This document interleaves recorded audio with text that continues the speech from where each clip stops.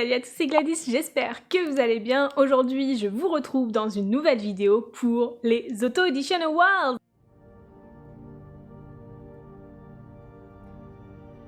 Je vous en ai parlé en long, en large et en travers dans ma dernière vidéo, même si je vous ai pas vraiment dit de quoi il s'agissait, et donc il est temps aujourd'hui de vous présenter ce que c'est. Alors, les Auto Edition Awards, ce sont des awards pour auteurs auto-édités qui sont organisés par Solène Kate, qui elle-même est une autrice auto-éditée, dont j'ai lu son livre Other Girls il y a quelques temps. Je vous mets dans le petit si j'y pense le lien de la vidéo dans laquelle je donne mon avis sur cette lecture. Et donc Solène a eu pour projet d'organiser ce concours d'auteurs auto-édités pour mettre en avant un maximum d'auteurs auto-édités en France, ou en tout cas en francophonie. Et du coup, elle m'a contactée, ainsi que Abby de Portail Auto-édition et Soli de Librement Addict, pour faire partie du jury. Donc nous sommes toutes les trois pour noter les livres de ces différents auteurs, et on va le faire sous 3 formats pour pouvoir en noter un maximum. La première catégorie, c'est Aphrodite. On va noter les livres en fonction de leur couverture, avec pour base du coup des critères de sélection, de notation, et on a toute la même grille de notation pour justement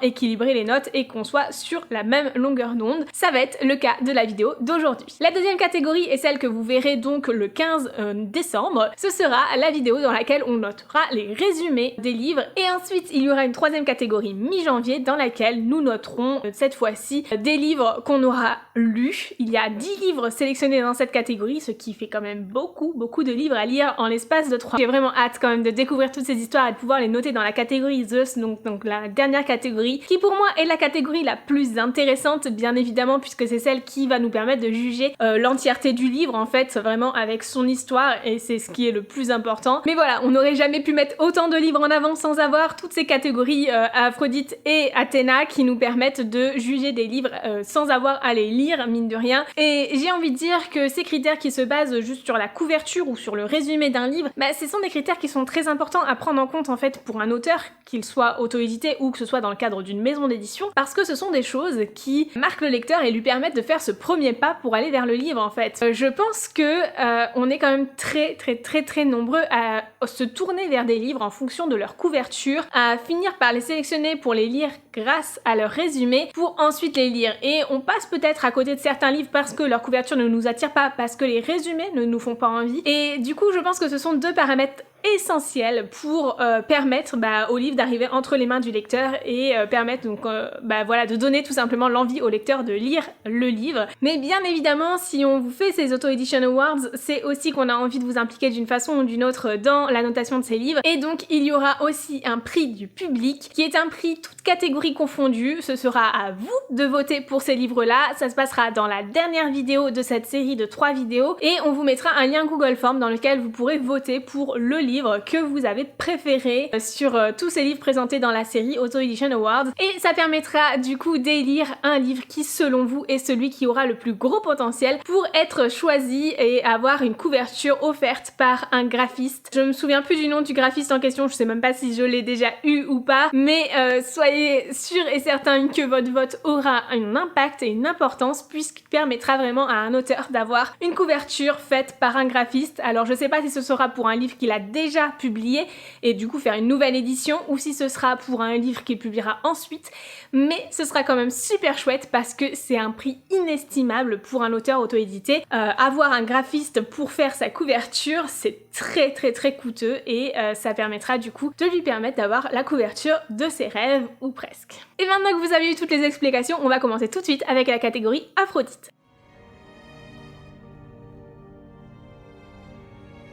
Et pour cette catégorie, nous avons une grille de notation que je vous mets juste ici. Ces livres seront donc notés sur 10 avec 3 points pour si jamais on se serait retourné sur cette couverture dans une librairie. Ensuite, il y a 2 points pour la lisibilité, c'est voir si on distingue tous les éléments, le titre, etc. 3 points si on trouve que la couverture est cohérente avec le résumé, du coup on a aussi les résumés, même si on note pas le résumé, ça nous permet de juger, voir s'il y a vraiment un lien entre la couverture et le résumé de l'histoire. Et 2 points supplémentaires si on a un coup de cœur pour cette couverture. On peut noter avec des points, des demi-points, voilà, on n'est pas obligé de mettre à chaque fois les 3 points entiers pour chaque catégorie. Et je vais commencer tout de suite, je vais découvrir les couvertures et les résumés en même temps que vous. Alors, pour chaque catégorie, je vous mets la couverture du livre juste ici. Je sais pas si j'aurai assez de place pour vous mettre le résumé et qu'il soit lisible. Si c'est pas lisible, je préférerais pas le mettre parce que bon, autant rien faire que faire les choses n'importe comment. Et le premier livre que j'ai annoté, c'est un livre de Jennifer Diana qui s'appelle Par-delà les ténèbres et j'aime beaucoup la couverture. Je trouve qu'elle a un petit air de Grisha. En tout cas, ça me fait penser à ça. D'étranges accidents se multiplient autour d'Ombeline, compliquant son quotidien.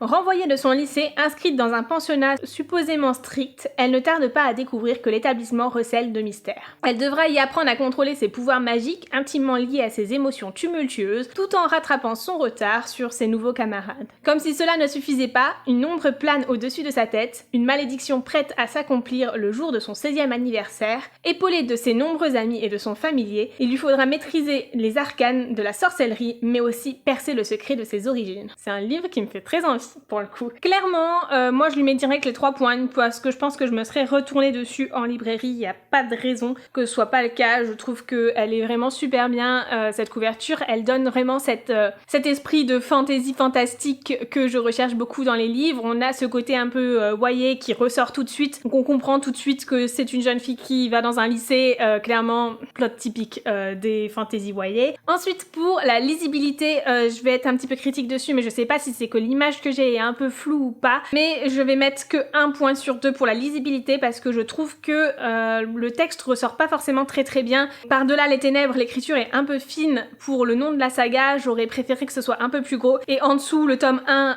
à la lumière de Célène, ça se voit pratiquement pas. Pareil, j'aurais aimé que ce soit un peu plus lisible, je trouve que ça ressort pas super bien, et l'autrice, ça passe encore, parce que le fond est très sombre à l'endroit où il est, mais l'écriture blanche, c'est jamais ce qu'il y a de plus lisible en général, en tout cas pas sur des fonds comme ça un peu gris, ça ressort pas forcément très bien en termes de contraste.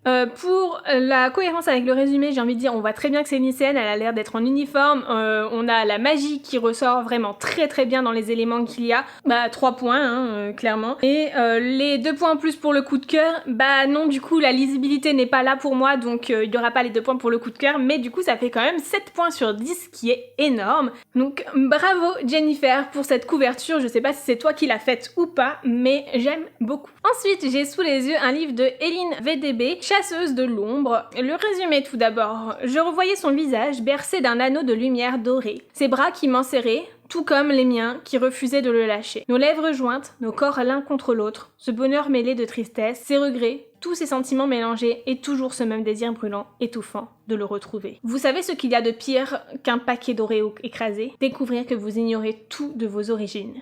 Que des créatures surnaturelles en ont après vous et ceux que vous aimez. Que le secret qui vous entoure est encore plus opaque que le dossier les plus confidentiels de la NASA. Certains savent qui je suis, qui j'étais et pourtant ils me mentent tous. Chacun selon ses motivations. Que ce soit mon meilleur ami ou ce dirigeant froid et taciturne. Ou encore ce vampire ultra puissant, aussi assoiffé de mon sang que je peux l'être d'une canette de Fanta. Sans parler de ce garçon aux yeux verts émeraude qui me donne autant envie de l'embrasser que de le frapper et qui, pour une raison obscure, semble m'aimer depuis la naissance, même des étoiles. Je m'appelle Eileen Calandro et je suis officiellement portée disparue. Ah, s'il savait. Alors, j'ai envie de dire, la couverture, ça m'a pas du tout fait penser à ce genre de choses. On va voir tout de suite avec les différents critères. Premier critère, est-ce que je me serais retournée sur cette couverture en librairie? Peut-être oui. Peut-être pas à 100%, mais je dirais au moins à 70%. On va mettre 2 sur 3. Franchement, je la trouve pas mal, elle fait vraiment penser à un univers de fantasy qui pourrait me plaire. Après, honnêtement, je suis pas 100% certaine de me retourner dessus non plus. Donc 2 sur 3, rien n'est certain. Ensuite, est-ce que les éléments sont bien lisibles? Et pour le coup, je trouve que le titre Chasseuse de l'ombre est super bien lisible. Le nom de l'autrice aussi, mais...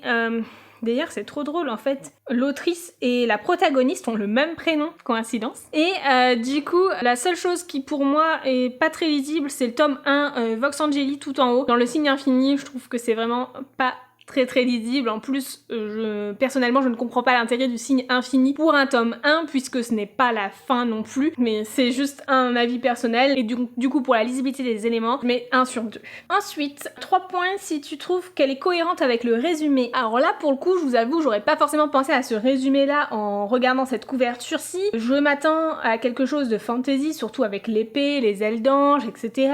Mais je sais pas, la cohérence, le résumé est quand même assez spécial. Enfin, en tout cas, c'est pas un résumé que tu peux très facilement illustrer. Donc, je peux comprendre que ce soit difficile de l'illustrer avec le résumé. Je comprends pas trop non plus les ruines, le lien qu'elles auraient peut-être avec le fait qu'elles soient disparues, je sais pas. Bref, puisque j'hésite beaucoup, c'est qu'ils ne méritent pas ces 3 points de cette catégorie. On va mettre 1,5, la moitié. Voilà, je suis un petit peu mitigée. Et du coup, il n'y a pas les points non plus pour le coup de cœur. Et du coup, ce qui fait un total de 4,5 points sur 10 selon moi. J'ai l'impression qu'il n'y aura jamais 10 sur 10. Hein. Enfin, comme vous le voyez, je casse pas les livres ni rien, hein, mais voilà, c'est vrai que j'ai tendance à être très exigeante pour ce genre de choses. Ouh. Le prochain, ça a l'air d'être une histoire de Noël. Est-ce que je suis déjà dans un mood de Noël? Est-ce que j'ai déjà regardé au moins 6 films de Noël? Enfin, j'ai pas tenu le compte, mais au moins depuis le début du mois de novembre. Est-ce que je suis déjà en train de lire une romance de Noël? Oui, tout à fait. Je crois que j'ai jamais plongé dans le mood de Noël aussi vite que ça, en fait. C'est la première fois que, avant même la mi-novembre, je suis déjà à fond. Je pense que c'est le fait de préparer le calendrier de l'Avent d'Annabelle qui m'a mis vraiment dans ce mood. Je sais pas, mais vraiment, je suis trop à fond cette année. Alors, FV Estière nous propose une couverture pour le livre Il suffira d'un peu de poussière d'étoiles. J'adore la couverture. Pour le coup, je la trouve vraiment trop chouette avec ces petits dessins là un peu partout, j'adore. Alors, tout d'abord, le résumé. Bennett King, Kingston, n'est plus le même depuis que ses rêves sont partis en fumée. De l'homme combatif et joyeux qu'il a été, ne reste que des cendres tièdes et austères. À présent, associé d'un cabinet d'agents pour sportifs, il ne vit que pour son boulot. Adrian Lewis se fait une joie de passer les fêtes avec son père, rêvant d'intégrer l'université de Caltech pour devenir ingénieur en aérospatial. C'est l'occasion parfaite de découvrir à quoi pourrait ressembler sa nouvelle vie. Alors qu'il retrouve celui qui a toujours fait battre son cœur, il se confronte à un King froid, abîmé, blasé. Néanmoins, Adrian ne compte pas baisser les bras. Il croit toujours au miracle de Noël et surtout il croit aux étoiles qui ne cessent de briller. Cette année, si elle ne devait lui accorder qu'un seul vœu, ce serait de rendre le sourire à King. Et il en est persuadé, parfois tout ce dont on a besoin, c'est d'un peu de poussière d'étoiles. J'aime bien ce résumé, il est très poétique, ça donne très envie de lire l'histoire. Alors, du coup, pour ce qui est de la couverture, tout est très lisible déjà, donc 2 points pour la lisibilité. Je me serais retournée dessus aussi, 2 points. Ensuite, le lien avec le résumé, franchement, on est à fond dans le thème. On remarque tout de suite que ça va parler d'astronomie, il y a des étoiles un peu partout et tout. Peut-être que... Enfin, après moi quand je l'ai vu, j'ai pensé quand même tout de suite à Noël, parce qu'il reprend les codes graphiques des romances de Noël un petit peu. Mais c'est vrai qu'on pourrait peut-être avoir quelque chose qui ferait un petit peu plus penser à Noël. Donc je vais lui mettre 2 sur 3 pour le lien avec le résumé, parce que pour moi il manque un petit élément sur Noël. Et ensuite pour le coup de cœur, je pense qu'on est pas mal du tout, parce que là j'ai vraiment envie de lire cette histoire. Franchement, ça a l'air d'être vraiment super chouette. Donc je vais lui mettre les 2 points supplémentaires. On est à 9 sur 10, je pense que c'est le meilleur livre selon moi depuis le début, alors qu'on pourrait croire que c'est celui qui a la couverture la plus simple finalement, mais ça s'explique pas les gars, ça s'explique pas. Ensuite, Solène Chartier nous propose un livre qui s'appelle Amalia. C'est un premier tome de la série Laïcha. Amalia, princesse de l'un des royaumes humains de Tsik, possède une maladie rare qui l'empêche de remplir son rôle. Mais tout le monde ignore ce fait car depuis toujours, une autre la remplace. Découvrez son histoire. Je manque un peu d'éléments pour le résumé, mais j'ai envie de dire que la couverture a l'air d'être vraiment bien en lien avec le résumé. On a le château en fond qui fait penser du coup à la royauté. On a ces 2 silhouettes de personnes comme si on en avait l'une qui remplaçait l'autre. Oui, pour le coup, ça colle vraiment bien. Donc je pense que on a tous les éléments du résumé sur la couverture. Du coup, 3 points pour la cohérence résumé-couverture. Ensuite, lisibilité, pareil, je mettrai les 2 points parce que tout est très lisible. Mais par contre, c'est vraiment pas du tout le genre de couverture qui m'attire personnellement, donc je me serais pas retournée dessus. Et du coup, on est à un total de 5 points, ce qui est franchement pas mal du tout. 5 sur 10 pour le livre de Solène Chartier. Ensuite, j'ai sous les yeux la couverture du livre de Noélie Solerin. Le titre du livre, c'est « Au milieu du brouillard, tu trouveras un arc-en-ciel ». Pour les résumer, on est sur Anna, 19 ans, vient de faire son entrée à l'université d'Albi où elle a décidé de suivre une licence d'espagnol. Quelque peu introvertie et mal dans sa peau, elle fait dès les premiers jours la connaissance de Guillaume.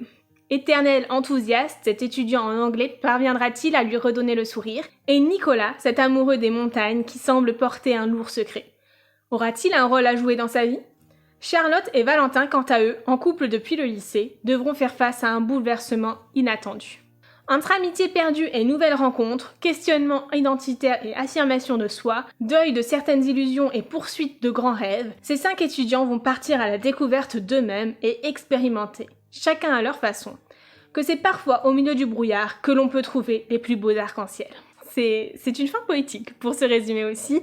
J'aime beaucoup cette dernière phrase, qui est d'ailleurs le titre du roman. Pour ce qui est de est-ce que je me serais retournée sur cette couverture, malheureusement non. Je me serais pas retournée sur cette couverture, elle correspond pas trop à mes goûts, mais par contre je trouve que c'est une couverture qui est très lisible. Donc les 2 points de lisibilité, là il y a rien à redire là-dessus. Ensuite, pour ce qui est de la cohérence avec le résumé, je suis un petit peu déçue qu'il y ait 3 silhouettes de personnages sur la couverture, alors qu'on nous parle de 5 étudiants. J'aurais aimé pouvoir voir les 5 étudiants sur la couverture. Par contre, on comprend très bien que du coup, ce sont des étudiants. Vraiment, ils sont en tauge et tout. On comprend très bien ça, mais c'est pas très cohérent du coup de parler de 5 personnes dans le résumé et d'en avoir que 3 sur la couverture. Du coup, ça me correspond pas.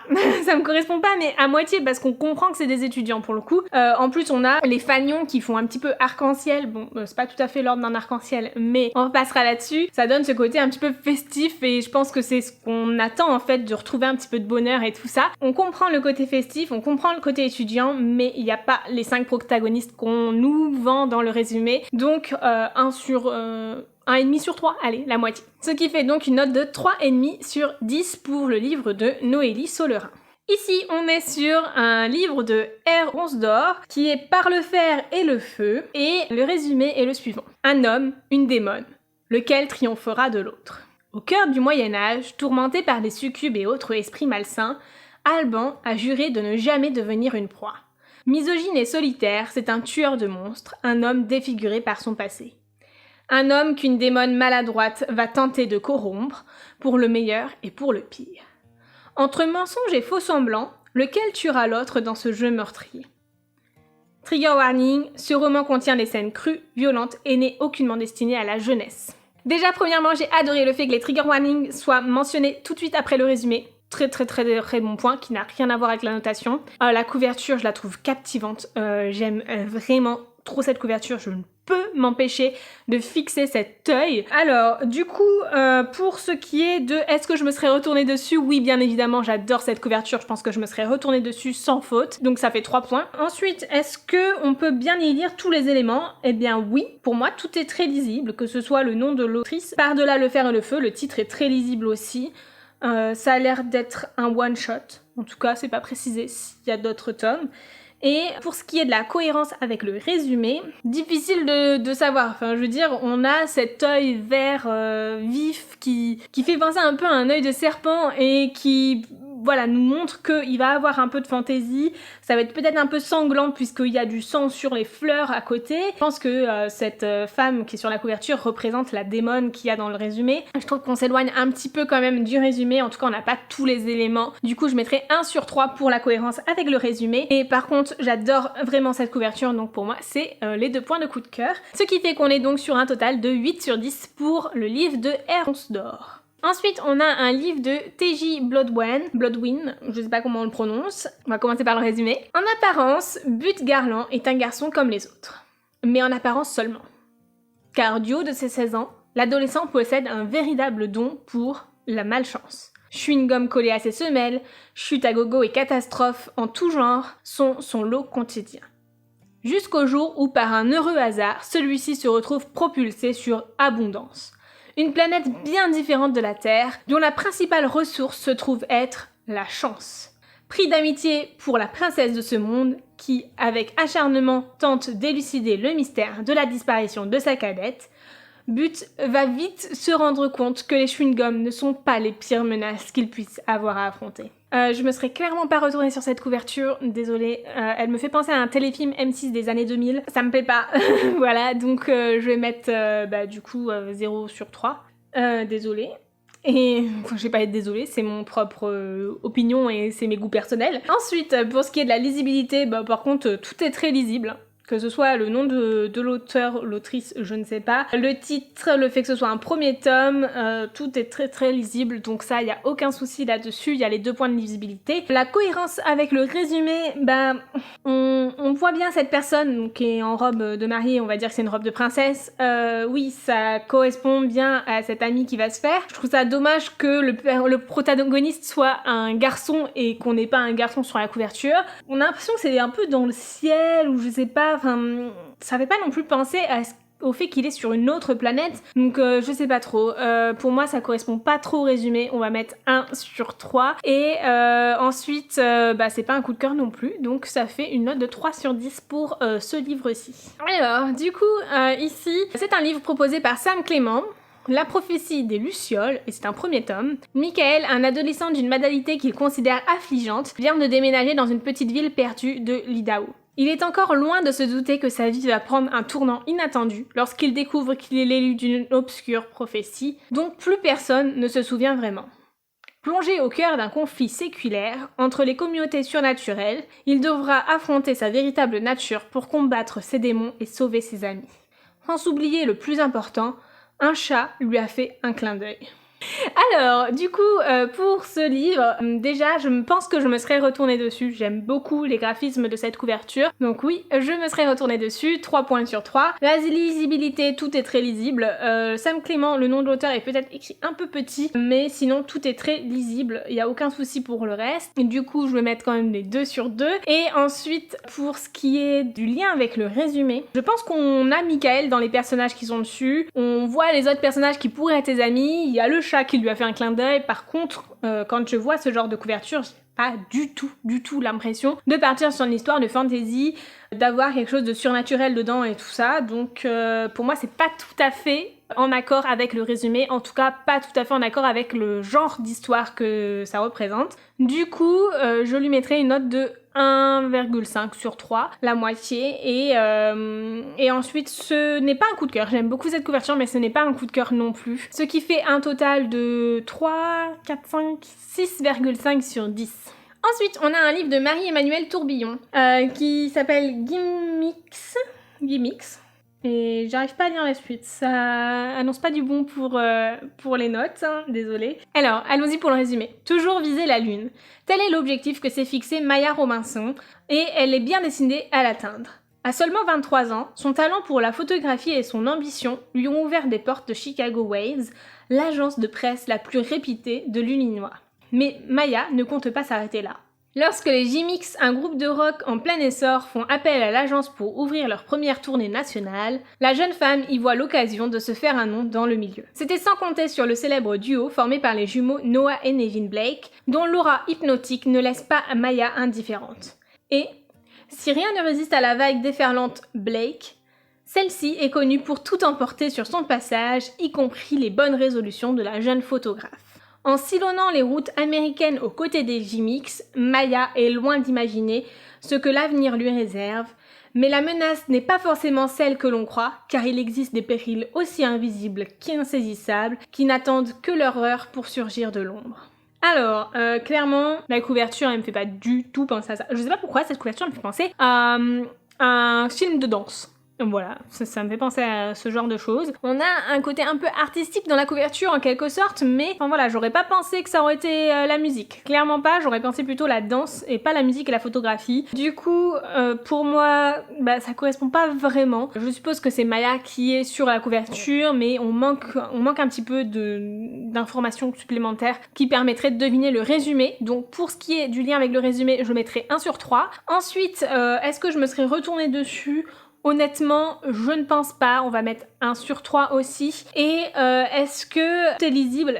Non, malheureusement, J-Mix c'est lisible. Marie-Emmanuelle Tourbillon c'est lisible, mais par contre il y a un truc qui est écrit en dessous, Face, Arise and Fall. Je pense que c'est ça qui est écrit, mais ça c'est vraiment pas lisible. Est-ce que c'est la qualité de l'image que j'ai moi pour juger les couvertures qui rentrent en compte? Je ne sais pas, mais en cas de doute, vaut mieux modifier. Donc je dirais 1 point pour la lisibilité et ce qui fait pour ce livre 3 points sur 10. Ensuite, le livre suivant, c'est un livre de Margot de Jubécourt, Paris en bouteille. Pour le résumé, ici, c'est Léonie se bat contre le traumatisme d'une violente agression.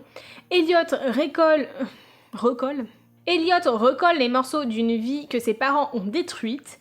Et si, au bout de leur combat, le bonheur était possible, si la grisaille parisienne laissait place à une ville de lumière. Avec Dessy, Elliot, on mettrait Paris en bouteille. Je relève le défi. On ne va pas juste s'en sortir, on va triompher. Une seule rencontre peut tout transformer. Le Paris qui les lie est déjà une promesse. Déjà, premièrement, je me serais pas retournée sur cette couverture, donc 0 sur 3, désolée. Ensuite, pour ce qui est de la lisibilité, tout est extrêmement lisible, 2 sur 2, il n'y a pas de souci. Pour ce qui est du lien avec l'histoire, et ben franchement, on a vraiment un lien très fort avec le résumé, puisqu'on a la capitale dans la bouteille, on distingue aussi des personnages dans les flûtes et on a ces petits oiseaux qui volent, qui montrent un petit peu cet espoir possible. Franchement, pour moi, on est sur un 3 sur 3 avec le lien avec le résumé et ce n'est pas un coup de cœur pour cette couverture, ce qui fait un total de 5 sur 10.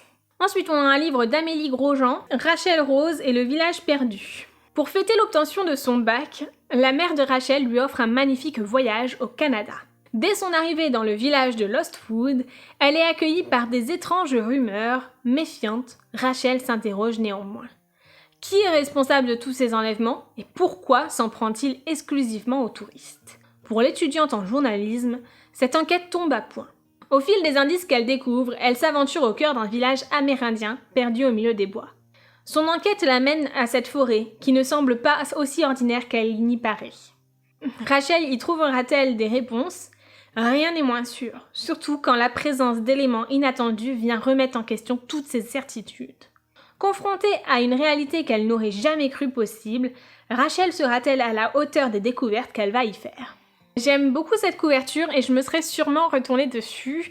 Donc on va mettre 2 sur 3. Ensuite, pour la lisibilité, j'ai envie de dire que tout est lisible. Que ce soit du coup le nom de l'autrice qui par contre n'est pas centré sur l'image, ça me perturbe beaucoup. Et Rachel Rose et le village perdu, je ne sais pas si c'est un premier tome ou pas, peut-être.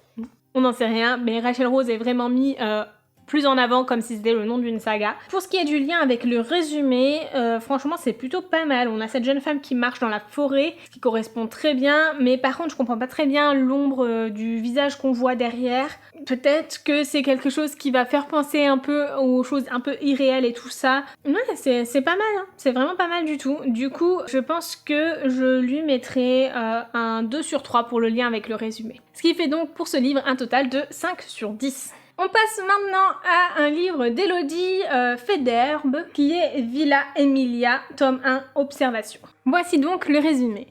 Londres 1886. Orpheline, Emilia vit sous le joug de son tuteur, Lord Dorian Jacobson. Séduisant comme excentrique le jour, tueur sadique et impitoyable la nuit. En parfait gentleman, Dorian régale et fascine la haute société par son charisme et sa prestance. Tous sont en admiration devant cet homme. Sauf elle. Car depuis que Dorian a massacré sa famille, Emilia ne vit que pour une seule chose, la vengeance. Par un étrange pacte de sang, son tuteur lui a fait la promesse de lui enseigner son art meurtrier. Mais en échange, Emilia lui devra l'éternité en l'achevant une fois son apprentissage terminé. Alors que ces macabres leçons débutent enfin à sa 16e année, un dangereux tueur en série sévit à son tour dans les rues de Londres, l'Empire. Guidé par sa soif de sang et sa folie destructrice, Dorian décide de les entraîner dans une enquête où l'initiation d'Emilia devra faire face à de sanglants rebondissements. Commence alors une valse mortelle entre le papillon et le serpent. Commence alors un jeu implacable, coincé entre vengeance et séduction. Alors, première chose, je pense que je me serais retournée sur cette couverture. Elle a un petit quelque chose qui me plaît beaucoup. Du coup, je lui mettrai un 3 sur 3 pour cette catégorie de est-ce que je me serais retournée sur cette couverture. Ensuite, pour ce qui est de la lisibilité, eh bien tout est lisible, donc 2 sur 2. Et pour ce qui est du lien avec le résumé, eh ben pour le coup, on a vraiment le côté macabre et sanglant qui ressort de l'histoire, enfin en tout cas du résumé. Et on a aussi ces deux personnages qui dansent. Donc déjà, on a les deux protagonistes qui ont l'air d'être très présents tous les deux dans l'histoire. Donc ça, c'est très bien de les avoir tous les deux sur la couverture. Ils sont en train de danser. Ils dansent la valse, donc c'est parfait puisque on a cette référence à la valse dans le résumé. Après, voilà, on n'a pas le tueur en série et tout ça, mais on a quand même le cadavre juste derrière, enfin le squelette, donc franchement, on est vraiment pas mal du tout. Je pense qu'on peut être sur un 3 sur 3 pour le lien avec le résumé. Et par contre, ce n'est pas un coup de cœur, ce qui fait donc un total de 8 sur 10 pour le livre d'Élodie Federbe. Ensuite, on passe au livre de Gaëtan Ballester, qui est Les morts insignifiants. Le résumé est le suivant. Paris est une capitale monstrueuse. Elle dévore et vomit ses habitants sur les trottoirs, sans demander son reste. Cédric pensait pouvoir y vivre sa nouvelle vie. Sa rencontre avec Marion Muller, une dirigeante de friperie atypique, arrivera-t-elle à le sortir du trou à rats dans lequel il s'est enterré? La grandeur n'a pas de prix. Prostitution, ambition et richesse s'entrechoquent face à un passé sombre et aux souvenirs d'Amélia.